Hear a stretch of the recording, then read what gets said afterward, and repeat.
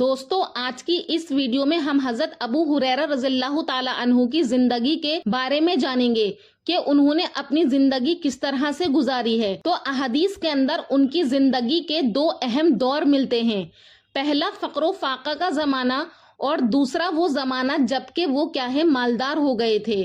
تو یہ دونوں دور اسلامی تاریخ میں نمایاں ہیں۔ آپ کی زندگی کے یہ دو پہلو نہ صرف آپ کی ذاتی جدوجہد کو ظاہر کرتے ہیں بلکہ ایمان، صبر اور اللہ کی رضا کی جستجو کی بھی عکاسی کرتے ہیں۔ حضرت ابو ہریرہ رضی اللہ تعالی عنہ کی زندگی کے دو دور تھے، پہلا افلاس اور تنگ دستی کا دور اور فقر و فاقہ میں یہ دور آپ کا بسر ہوا، دوسرے میں جاہ و ثروت اور ان کو مالداری نصیب ہوئی۔ جب فقر و فاقہ کا دور تھا تو یہ دور ان کا نہایت درد انگیز تھا، مسلسل فاقوں سے غش پر غش آتے تھے، یعنی بے ہوش ہو کر زمین پر بھوک کی وجہ سے گر جاتے تھے، لیکن نبی کریم صلی اللہ علیہ وسلم کے سوا کوئی ان کو پوچھنے والا نہیں تھا۔ اس زمانے میں آپ نے سخت تکلیفیں برداشت کی لیکن زبان کبھی سوال سے آلودہ نہ ہوئی۔ ایک مرتبہ بھوک کی شدت سے بہت بے قرار ہوئے تو راستے میں بیٹھ گئے۔ حضرت ابوبکر رضی اللہ تعالی عنہ کا گزر ہوا، ان سے ایک آیت پوچھی، وہ بتا کر گزر گئے اور کچھ توجہ نہیں کی۔ اس کے بعد حضرت عمر رضی اللہ تعالیٰ عنہ کے ساتھ بھی یہی معاملہ پیش آیا تو حضرت عمر بھی ایسے ہی چلے گئے۔ اس کے بعد رسول اللہ صلی اللہ علیہ وسلم کا گزر ہوا تو آپ اس حسن طلب کو سمجھ گئے اور ساتھ لے جا کر ان کو اور تمام اصحاب صفہ کو کھانا کھلایا۔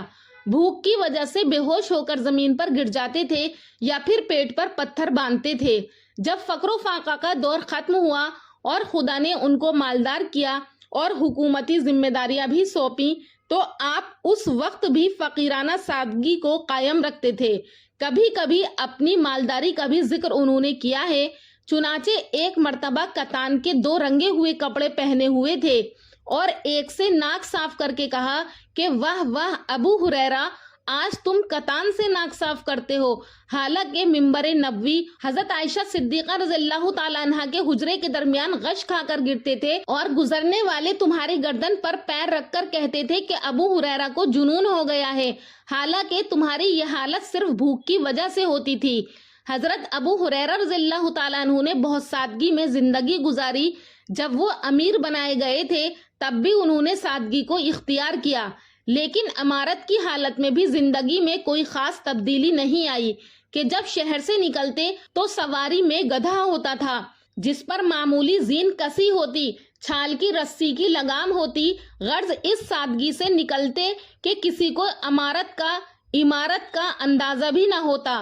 جب کوئی سواری کے سامنے آ جاتا تو مذاق سے خود ہی کہہ دیتے تھے کہ راستہ چھوڑ دو، امیر کی سواری آ رہی ہے۔ حضرت ابو ہریرہ رضی اللہ تعالیٰ عنہ نے اپنی زندگی میں مال و دولت کی فراوانی کے باوجود سادگی اختیار کی اور اللہ کی رضا کی جستجو جاری رکھی۔ فقر و غنا دونوں حالتوں میں بلند حوصلہ اور فیاض رہے، لوگوں کو کھلانے پلانے میں بڑی فیاضی سے کام لیتے تھے۔ عبداللہ ابن رباح راوی ہیں، ایک مرتبہ چند آدمیوں کا گروہ امیر معاویہ کے پاس گیا جس میں ہم اور ابو ہریرہ بھی تھے۔ رمضان کا زمانہ تھا، ہم لوگوں کا معمول تھا کہ کھانے پر ایک دوسرے کو بلایا کرتے تھے۔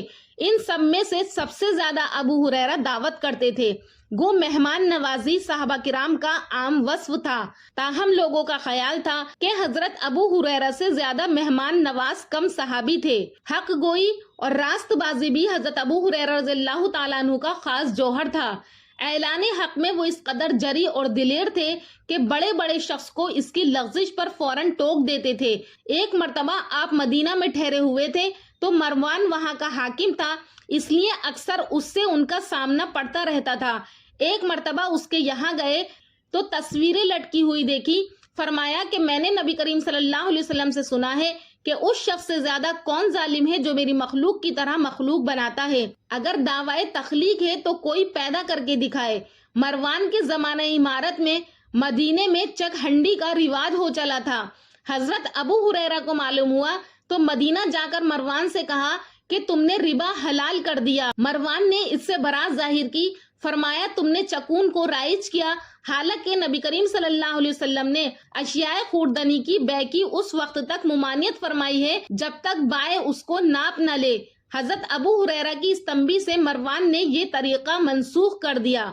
حضرت ابو ہریرہ رضی اللہ تعالیٰ عنہ کی زندگی کے دونوں دور یعنی فقر و فاقہ اور مال و دولت سے ہمیں کئی گہرے سبق ملتے ہیں۔ فقر کے دور میں بھی حضرت ابو ہریرہ رضی اللہ تعالیٰ عنہ نے دین حاصل کرنے اور رسول اللہ صلی اللہ علیہ وسلم کی صحبت اختیار کرنے کو ترجیح دی، نہ کہ دنیاوی آسائش کو۔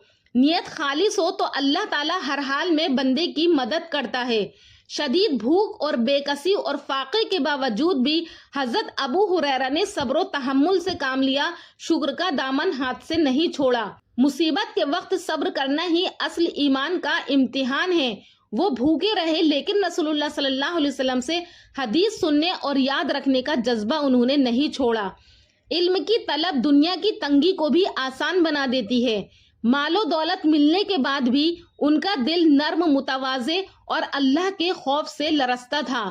دنیا کا مال دل میں نہیں بلکہ ہاتھ میں ہونا چاہیے۔ مالدار ہونے کے بعد بھی وہ اپنے ماضی کی حالت کو یاد رکھتے اور اس پر شکر ادا کرتے رہتے تھے۔ اللہ کی نعمتوں کو یاد رکھنا اور اس کا شکر ادا کرنا ایمان کی علامت ہے۔ جب انہیں مال و اقتدار ملا تو انہوں نے اسے اپنے کردار پر اثر انداز نہیں ہونے دیا۔ اصل کامیابی یہ نہیں کہ انسان امیر ہو جائے بلکہ یہ ہے کہ دولت آنے کے بعد بھی اس کا تعلق اللہ سے جڑا رہے۔ اللہ پاک ہمیں بھی حضرت ابو ہریرہ کی زندگی سے یہ سارے سبق حاصل کرنے والا بنائے۔ دوستو، امید کرتی ہوں کہ آپ کو ہماری ویڈیو پسند آئی ہوگی۔ اگر پسند آئی ہے تو ہمارے چینل نوری اسلامک ٹیوبر کو ضرور سبسکرائب کریں۔ انشاءاللہ پھر ملاقات کروں گی ایک اور اچھے ٹاپک کے ساتھ اگلی ویڈیو میں۔ تب تک کے لیے اللہ حافظ۔